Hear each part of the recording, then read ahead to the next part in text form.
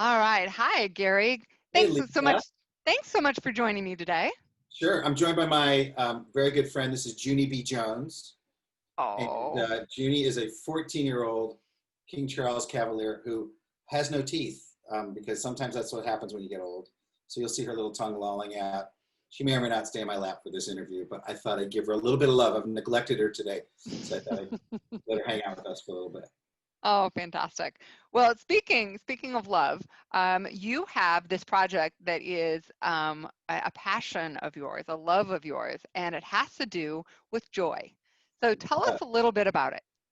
Sure. So I'll show you with a visual aid, some show and tell. You have one too, I know.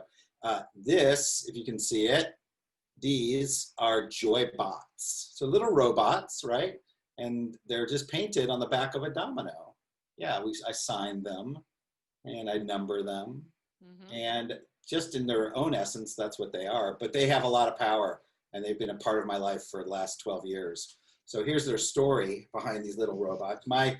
What I do as a job, I've actually been trained and studied as an art teacher, but I don't even do that as a job. I run a consultancy for businesses. So I work in the business world, weirdly, but I'm also an artist. So I do two things sort of at the same time. And this art project started basically because in my business world, I created a little notebook that I gave to my clients because I'm an artist. And I gave them this notebook, and this notebook was mostly blank pages, but every now and then it had a little cartoon in it. And these cartoons were ways that they could sort of collaborate more with the world. And one of these little cartoons said, imagine if you had a giant invisible robot that followed you around all day and gave you outrageous compliments. That's what this little prompt said. And it's just like it had a little cartoon of a kid with a robot following him around. And people kept writing me saying, you can't believe what my robot had told me today. Like it was working. Like people really did imagine they had this invisible robot and they were hearing things from it. Although of course they're only hearing it from themselves. And anyways, it was very intriguing. So I thought, well, let's make the robot. So I decided to paint them on the back of dominoes. And that was 12 years ago. This number right here on my domino is 57,741. That's how many I've made, or even more than that, based on this. That's a lot of robots.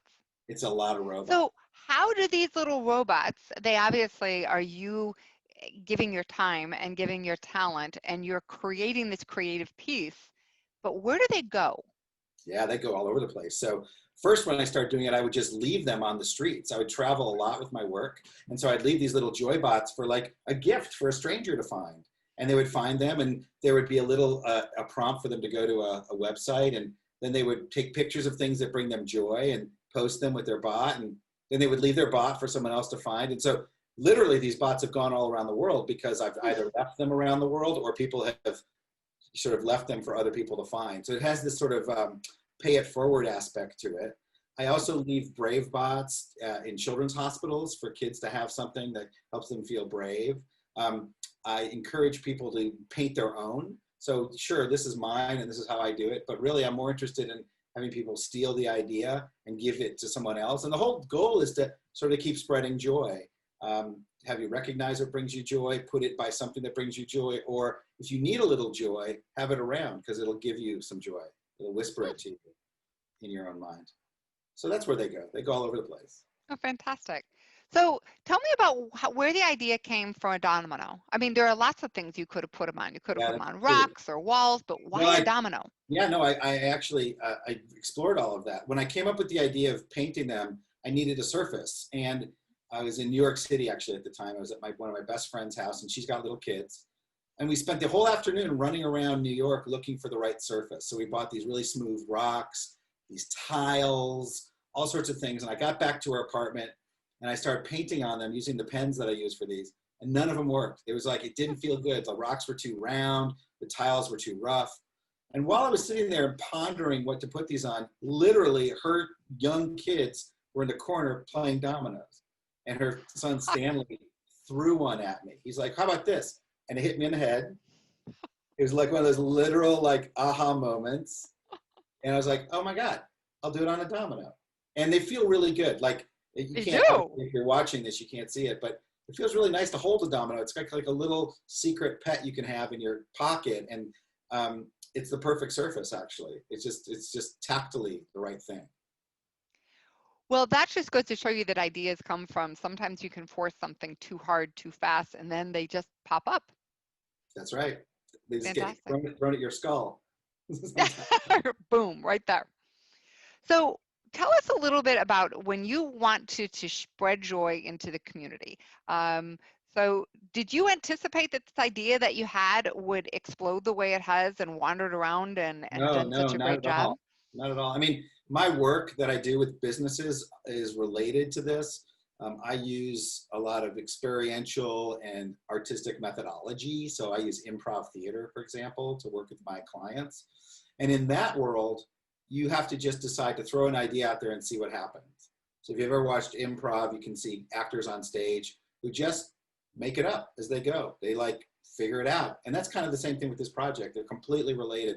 My professional life and my sort of passion and hobby lives are completely connected with this kind of single idea, which is do something and let go of any outcome and then see what shows up. And that's kind of what happened with the bots. I never thought there would be this many and this many people doing them. I mean, it's a kind of a movement now, and I'd never anticipated that. Well, you joined us a couple years ago at the Youth Grant Initiative, and we had one of the cohort members actually paint her own set of bots for each one of the people in her class as an 8th grade graduation present, because she was so touched by what can I do? And she stole the idea because you gave her permission to, and Yeah, sent her bots out into the out into all these different high schools that the kids were going to. So that's wonderful. So that's the thing, yeah. that's why I do it, because if you invite something like that to happen, usually the universe aligns. And I really like surprises. So when I hear about things like that, it's like another little delightful surprise for my day. So it's great. Well, thank you, Gary. We so appreciate that your willingness to not only share your story, but to help us understand that when we talk about the business world, sometimes we can think about very structured jobs that are out there, but there's all sorts of jobs for lots of different talents and backgrounds and things, and we all have a way to be able to give our time and our talent to just, in this case, spread joy. Yeah, no, it's my pleasure. I love working with you, Lisa, and I can't wait to understand more about what's happening in the program and have the kids sort of engage with this. It'll be awesome. Well, fantastic. Well, and thank you. Each and every one of the cohort members is getting their Brave Bot. So there we go, a little bot joy. There you go. All right. Thanks, Awesome. Gary. You bet, Lisa. Bye. Bye.